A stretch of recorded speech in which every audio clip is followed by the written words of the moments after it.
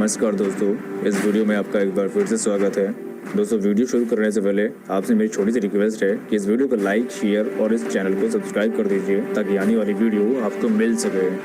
दोस्तों, आज की वीडियो अत्यंत महत्वपूर्ण होने वाली है क्योंकि यह वीडियो की मांग प्रतिदिन हो रही थी।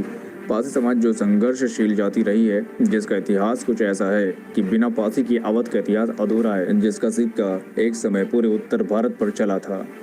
और दोस्तों, मेरी शिकायत उन लोगों से भी है जिन्होंने इतिहास तो लिखा लेकिन पासी जाति की गौरव गाथा को पक्षपाती मानसिकता के चलते कोई खास जगह नहीं दी।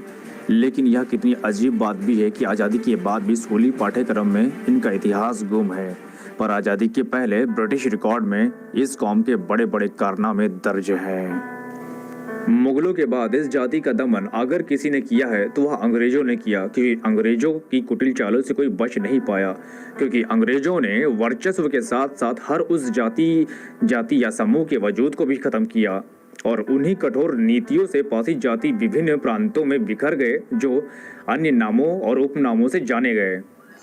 और वह बिखराव इतना हो गया कि आज भी हम लोग एक दूसरे से दूर होते जा रहे हैं। दोस्तों, आज मैं पासी जाति की उपजातियां यानी शाखाओं के बारे में बात करूंगा, जिससे आप अपनी जानकारी बढ़ा सकते हैं। दोस्तों, आज ये वीडियो पूरी तरह से पासी जाति की उपजातियां जो अलग अलग नामों से विद्यमान है, इस पर चर्चा करेंगे। कौन कहाँ पाया जाता है, किस किस नामों से, किस किस उपनामों से, आज सारी बातें इसमें डिस्कस करेंगे। और दोस्तों, आज हम इसे दो तरह से समझेंगे, एक तथ्य और शोध के आधार पर, दूसरा जो पीढ़ी दर पीढ़ी चली आई रीति रिवाजों और परंपराओं में विद्यमान है उसके हिसाब से। दोस्तों, ये वीडियो लंबी जरूर है लेकिन इम्पोर्टेंट है। इस वीडियो में शामिल सभी जानकारियां ऑथेंटिक हैं और काफ़ी रिसर्च करके बाद ये वीडियो बना रहा हूँ, कृपया पूरा अंत तक देखिएगा। दोस्तों, कुछ इस तरह समझते हैं जैसे एक वक्त के लिए आप मान लीजिए आप वेद पुराण, ब्रिटिश रिकॉर्ड या आज के विख्यात इतिहासकारों की बात नहीं मानते और अपने जाति के बारे में पूछना चाहते हैं या पता करना चाहते हैं, तो आप कहाँ पूछेंगे? जाहिर सी बात है, आप अपने घर में पूछेंगे। और आपका घर कहाँ होगा? किसी न किसी क्षेत्र में ही होगा। तो आपको जो भी बताएगा उसी क्षेत्र के हिसाब से आपको बताएगा जहां आप निवास करते हैं, कि भाई यहाँ इस नाम के पासी पाए जाते हैं। अगर आप लखनऊ में बैठे हैं तो यहाँ की आसपास जो आपकी उपजातियाँ हैं उसके बारे में जान पाएंगे। अगर आपको जानना है कि कौशाम्बी, इलाहाबाद या बिहार, महाराष्ट्र में आपकी पासी की क्या उपजाति है, तो आपको वहाँ जाना पड़ेगा या शोध करना पड़ेगा।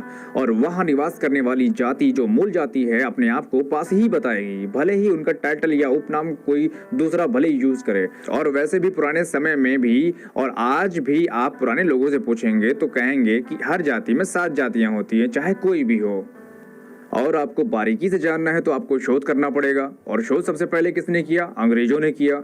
अंग्रेज जब भारत आए तो उनको कोई मोहब्बत नहीं थी कि लव लेटर लिख दिया। दरअसल अंग्रेज सोच के आए थे कि भैया हमको करना है राज। तो यहाँ के लोगों के बारे में जो जानकारियाँ इकट्ठा की थी उसे क्रमबद्ध करते चले गए और यहाँ के लोगों के बारे में बारीकी सी जानकारियाँ इकट्ठा की कि कौन क्या है, कौन कैसे जीते हैं, कौन सी जाति आक्रामक है, किससे हमको खतरा है। और जो भी जानकारियां इकट्ठा की उसको ब्रिटिशों ने अपने अभिलेखों में क्रमबद्ध तरीके से दर्ज करते गए और उन्हीं जानकारियों को आप लोगों तक लाया हूँ। यूनाइटेड प्रोविंस में पासियों की 26 उपजातियां बतलाई हैं और वहीं भारतवर्ष में विलियम क्रुक्स ने 302 उपजातियां बतलाई हैं। यानी यूनाइटेड प्रोविंस में 26 और इंडिया में 302। यानी अगर आप गजेटियर या ब्रिटिश रिकॉर्ड पढ़ोगे तो उसके हिसाब से जहां जहां ब्रिटिशर गए उनको जिस जिस सरनेम वाले पासी मिले उनको ब्रिटिशों ने अपने दस्तावेजों में सूचीबद्ध किया। फिर उसके बाद ब्रिटिशों के शोध आगे बढ़ते हैं। फिर बारी आती है विलियम क्रुक्स की और विलियम क्रुक ने हर जगह देखा, शोध किया और उन्होंने पासी जाति की 302 उपजातियां बताई हैं। यानी कि विलियम क्रुक के मतानुसार भारत में पासी की उपजाति 302 के आसपास है। और आपको बता दूं, सिर्फ पासी ही नहीं, जितनी जातियां यहाँ पर निवास करती हैं सब पर अंग्रेजों ने शोध किया। दोस्तों, जैसा कि आप सभी जानते हो कि हर जाति में 7 से 8 मुख्य जाति होती है जो हमारी परंपराओं में, हमारी संस्कृति में चली आई है। जैसे अगर आप यादव से पूछेंगे तो वो अपनी 7-8 उपजाति बता देगा। उसी प्रकार से पाल से पूछेंगे तो वो भी अपनी 7-8 उपजाति बता देगा। तो उसी प्रकार से पासी से अगर आप नेचुरली पूछेंगे तो वो भी अपनी 7 से 8 उपजाति बता देगा जो उस क्षेत्र के हिसाब से होती है। जैसे पासियों में 7 जातियों में राजपासी, राजवंशी, बौरासी, गोजर पासी, खटिक पासी, भर पासी, कैथवास पासी, आरक पासी, बहलिया, ये मुख्यतः आपको उस क्षेत्र के हिसाब से बताया है और अक्सर लोग यही नाम गिनाते हैं जो सदियों सदियों से रीति रिवाजों और परंपराओं के हिसाब से लोग गिनाते आ रहे हैं। यदि आप हरदोई की तरफ कदम बढ़ाएंगे तो आपको 3 से 4 प्रकार के सरनेम वाले पासी मिलेंगे और उसी प्रकार से पूर्वांचल की तरफ अगर आप जाएंगे तो 3-4 प्रकार के उपनामों वाले पासी मिलेंगे, जैसे घुड़चढ़ा, व्याधा, प्रहरी, पथिक, मोठी, बोरिया, बाल पासी, पासीवान, माहे पासी, कमानी, त्रिशूलिया, रावत, सरोज, मेहता आदि बहुत सारे नाम के आपको पासी मिलेंगे।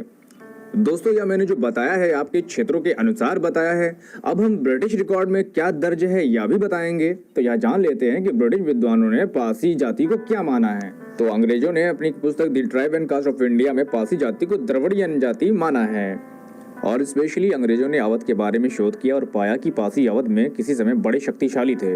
और दोस्तों, एक चीज आपको बता दूं कि अंग्रेजों ने पासी को तोड़ने के लिए बड़े कठोर नीति का प्रयोग किया, इनकी अस्मिताएं अलग अलग करने की बड़ी कोशिश की और वही आज हो रहा है। अंग्रेजों ने फूट डालो राज करो की नीति के तहत पासी जाति को तोड़ने के लिए इनकी उपजातियों को अलग अलग करके दस्तावेजों में बना दिया या वर्गीत करना शुरू किया था, जिसका परिणाम आज भी आप देख सकते हो, जैसे कि आरक, भार, खटीक अपने को अलग मानने लगे हैं। लेकिन आप पुराने आदमी जो हैं इनसे पूछेंगे तो आज भी वही बताते हैं कि हम एक हैं और वही चीज ब्रिटिशों के दस्तावेजों में दिखाई देता है। यहाँ तक कि कई जगह भार, आरक, खटीकों को पासी से अलग होने के कारण भी बताया गया है। जी हाँ, उस चीज का भी प्रमाण मिल जाता है और उन्हीं ब्रिटिश अभिलेखों से जो आगे दिखाऊंगा, जिससे यह मालूम पड़ जाता है कि पासी का बिखराव कैसे हुआ।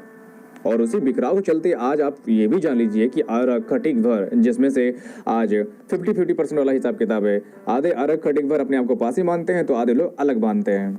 और ये क्यों हुआ, कैसे हुआ, आपको पता है? जब आप पढ़ोगे आपको बड़ा अचंभव होगा। अब बात कर लेते हैं गुजर पासी की।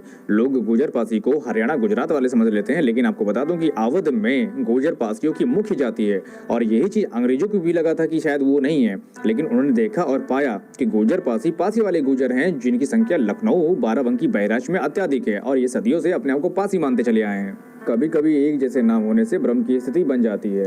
यदि आप 150 साल पहले ब्रिटिश रिकॉर्डों को खंगालेंगे तो आपको सारी सच्चाई पता चल जाएगी।